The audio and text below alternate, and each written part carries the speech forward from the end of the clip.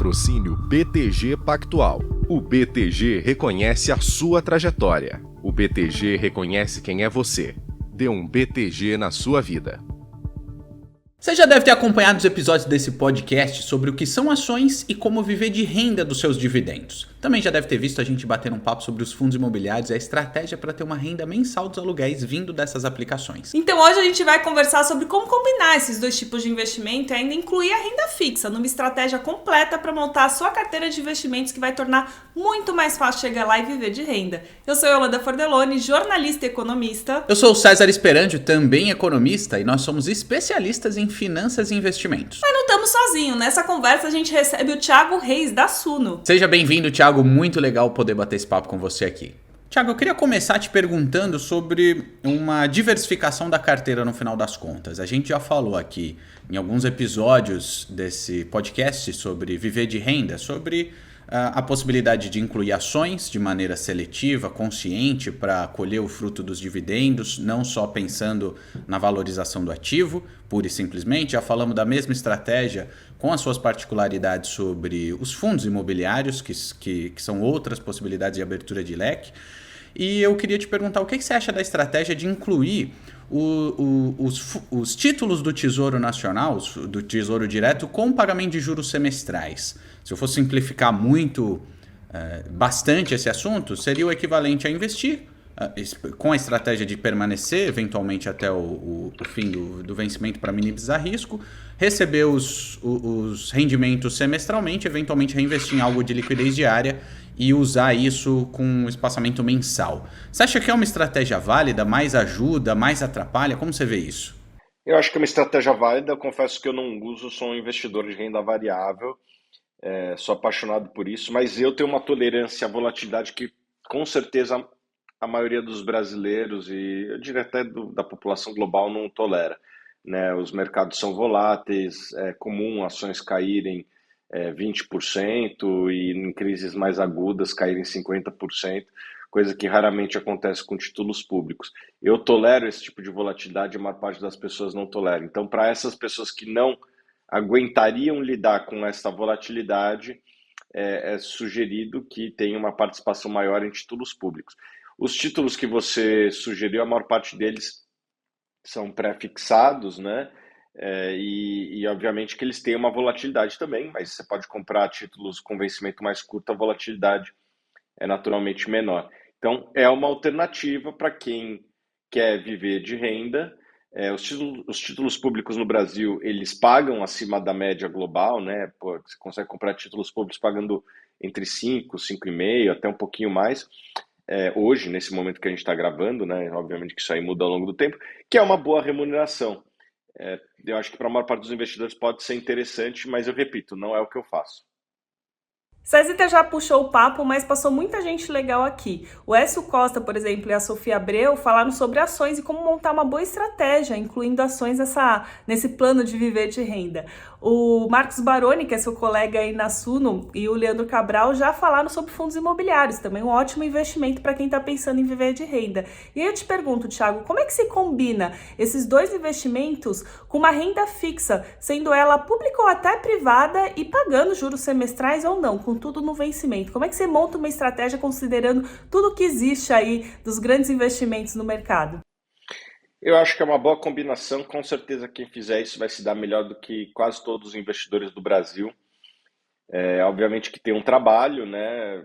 Você vai ter que ir na corretora, apertar os botões ali e tal, vai dar um pouquinho mais de trabalho do que muitos outros investidores estão acostumados, mas eu acho que é uma ótima estratégia e com certeza quem fizer uma diversificação nessas categorias certamente vai ter uma rentabilidade ao longo do tempo melhor que a maior parte dos brasileiros. Thiago, você já comentou que você tem esse perfil um pouquinho mais propenso ao risco, mas quando a gente olha para o brasileiro mediano, tem muita gente que se considera conservadora, tem muita gente moderada. O perfil de investidor vai acabar determinando como é que você compõe essa carteira com diferentes tipos de investimento?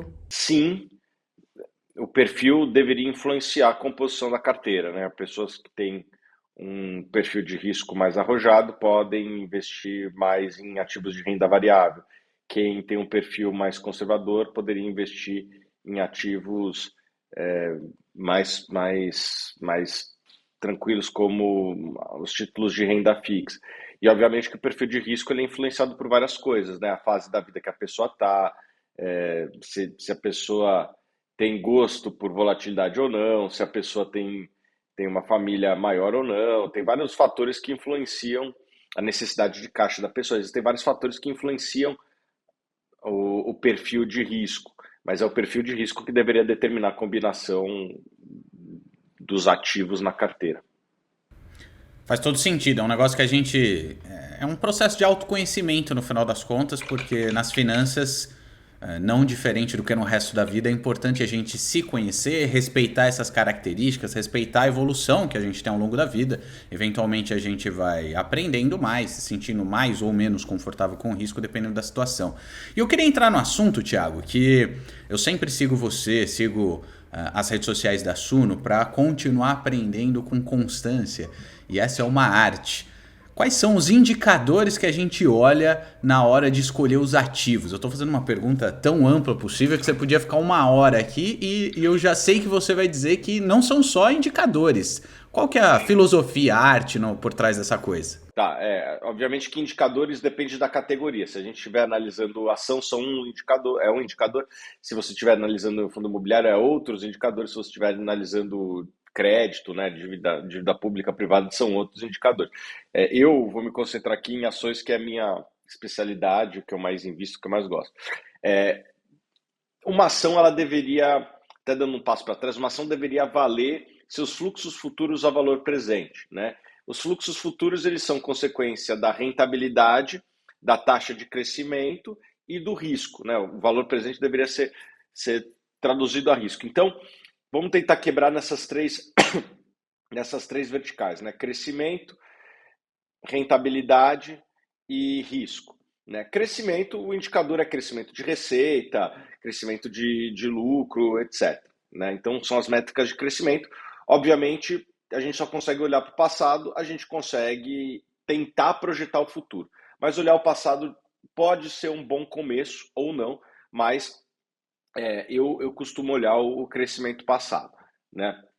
Rentabilidade. Os indicadores que eu olho, ROI, margens, né? Margem operacional, margem EBITDA, margem líquida, margem bruta, essas são as principais margens que eu analiso. E na parte de risco, eu tenho, assim, o que tem mais de indicador é o endividamento. Eu acho que se você consegue investir em empresas que tem uma dívida líquida sobre patrimônio líquido, ou uma dívida líquida sobre EBITDA baixos, você tende a estar correndo menos risco, né? O que eu acho, então, desses todos os indicadores que eu falei, né? O que eu olho mais? Isso não significa que é só isso, porque os indicadores são fotografias do passado e muitas vezes existem fotografias boas de um filme ruim. Então, é importante você tentar contextualizar e não ficar somente preso aos indicadores, mesmo porque tem muitas vezes resultados não recorrentes que impactam. Mas se você botasse uma arma na minha cabeça e falasse, Thiago, fala 5 indicadores que você olha, eu vou falar assim, relação preço-lucro, que daí já começa a falar de valuation, né? Que é a quarta parte. Dividend yield é um indicador que eu olho, o ROI é um indicador que eu olho, a dívida líquida sobre EBITDA é um indicador que eu olho, e um outro indicador que eu olho, que é pouco popular, mas eu olho bastante, é o ROCE, Return on Capital Employed. Então esses são indicadores que eu olho. Obviamente que eu jamais compraria uma ação somente porque tem esses indicadores bons. Muitas vezes você tem eventos não recorrentes ou a fotografia tá boa, mas o filme é ruim. Então é importante tomar cuidado. Dou um exemplo da Cielo, né? Em 2017, os indicadores dessa empresa eram muito bons, mas quem estava olhando só indicador se deu mal. Era importante você entender o filme, que assim, ali naquele momento as vantagens competitivas que essa empresa tinha no passado tinham acabado e a competição tinha chegado e, enfim, o resultado foi terrível para quem investiu naquelas ações. Então, não se prenda somente a indicador. Indicador ajuda, mas não é tudo. Faz todo sentido. E falando em filme, às vezes olhar para os filmes concorrentes, né? Porque até onde eu tenho alguma experiência com análise de indicadores, os indicadores por si só, eles não dizem tanto assim, né? É uma coisa você analisar um ROI de uma empresa de um setor comparado com outra de totalmente outro setor, uma de proteína animal e a outra de energia elétrica. As coisas fatalmente serão diferentes. Para além disso, eu sempre falo que eu gosto de olhar quem está dirigindo a empresa, que são coisas menos objetivas. O quão fácil é acompanhar esse tipo de coisa e o quanto dá para tornar isso objetivo? Putz, quem está ali na frente, quais são as ações que estão sendo planejadas? Isso às vezes para quantificar não é tão óbvio, né? Sim. Cara, avaliar pessoas é sempre complexo. Então, eu gosto de investir, acho que todo mundo gostaria de investir numa empresa bem administrada, numa administração bem administrada. Eu acho que assim, o melhor jeito de você avaliar uma pessoa para tudo na vida são os resultados que ela teve até aqui, né? Então, falando assim, uma analogia bem besta, né? Por que as pessoas gostariam de ter o Messi no time delas, ou o Cristiano Ronaldo no time delas? Por quê? Porque esse cara fez gol, esse cara trouxe resultados, esse cara é vencedor, né? Esses caras são vencedores. Então, para uma administração é a mesma coisa. E eu acho que aqui você tem que avaliar duas coisas. Essa empresa teve resultados operacionais acima da média no seu segmento? Essa administração alcançou resultados acima da média no seu segmento? E dois, é a alocação de capital. Então, um é a parte operacional. Essa empresa tem margens acima da média, essa gestão conseguiu conseguir uma participação de mercado crescente, com margens acima da média, retorno de capital acima da média. Isso, ok, isso é a parte operacional. E a parte de alocação de capital. Eles fizeram boas aquisições, fizeram bons projetos, né? Se é uma empresa de shopping, construiu bons projetos. Se é uma empresa de mineração, conseguiu entregar projetos rentáveis no passado, né? Se não tivesse bons projetos, devolveu capital para o acionista, né? Através de dividendos e recompra. Então, eu acho que essa é a melhor forma de você analisar qualquer pessoa na vida, analisando os resultados passados. Que no final das contas foi exatamente isso que eu perguntei, né? Que tentar a arte de tornar quantificável, que nem sempre é tão óbvio. Para quem está entrando no mundo da renda variável, eu queria saber se tem algum investimento que seria mais recomendável para o investidor que está dando os primeiros passos. Na renda fixa, a galera que às vezes nunca investiu, fala, putz, nunca investiu? Começa dando uma olhada no Tesouro Selic, talvez esse seja um bom primeiro passo, etc., para reserva de emergência. Na renda variável, existe algo assim que facilita a vida do investidor iniciante? Eu acho que o investidor iniciante, ele deveria começar pelas ações de menor risco. Isso é importante a gente falar aqui, né? Quando a gente fala ações e tal, ações são arriscadas, mas tem vários tipos de ações, né? Você investir numa empresa, numa empresa que é quase que uma startup, né? Uma empresa que ainda não dá lucro, um banco Nubank, que é uma empresa nova aí, que todo mundo conhece, tem mais risco do que você investir numa transmissão de 30 anos, ali, um contrato de 30 anos ajustado por IPCA e IGPM, né? Como, sei lá, uma Taesa, né? Que muitas vezes as pessoas nem conhecem essa empresa. São duas empresas com perfil diferente. Eu não estou dizendo que o banco Nubank não pode ser uma oportunidade, pode até ser que seja, mas tem mais risco. Eu começaria pelas ações de menor risco. Eu acho que um setor que tem muitas ações de menor risco, não vou dizer que são todas as ações, mas tem muitas ações com esse perfil de menor risco, é o setor elétrico, os grandes bancos. Essas são empresas que têm, vamos dizer assim, um risco menor, uma volatilidade de resultados menor, e eu acho que quem está começando, assim, em vez de nadar em alto mar, é melhor começar a nadar no raso, né? E as ações de menor risco, eu acho que é um bom caminho para quem está começando. Tiago, a gente acompanha seu trabalho, a gente sabe que você é um investidor que mira no longo prazo, investe em empresas boas pagadoras de dividendos, mirando aí no crescimento de patrimônio. Só que, por outro lado, a gente vê que hoje em dia tem muita gente aí no mercado que vende a falsa ilusão de investimentos que são super rentáveis, que tem baixo risco e que oferece essa rentabilidade aí no curto prazo, né? Quem não se ilude com isso? E aí eu queria que você traduzisse um pouco como é que a pessoa faz para não cair nesse tipo de armadilha, porque outro dia mesmo você comentou que o Warren Buffett lá nos Estados Unidos, que é um dos maiores investidores do mundo, tem uma rentabilidade média da carteira de 20% ao ano. Então, como é que se consegue uma rentabilidade acima disso com baixo risco, né? Acho difícil. Uma regra de bolso cara, prometeu uma rentabilidade alta, é mentira. Né? Isso não significa que não é possível você alcançar uma rentabilidade alta, mas não dá para prometer nada para ninguém. Né? Eu acho que qualquer promessa muito maior do que o CDI é uma promessa que tem seus riscos. Né? Então, tome cuidado com qualquer promessa, e tem muita promessa meio besta aí, né? De 7% ao mês. Cara, o maior investidor do mundo é o Warren Buffett, ele conseguiu 20% ao ano em dólar. Então vamos partir dessa premissa, qualquer promessa de resultado acima disso é uma mentira. Eu não estou dizendo que não é possível você ter um ano ou outro que você tenha uma rentabilidade maior do que isso, é possível você ter...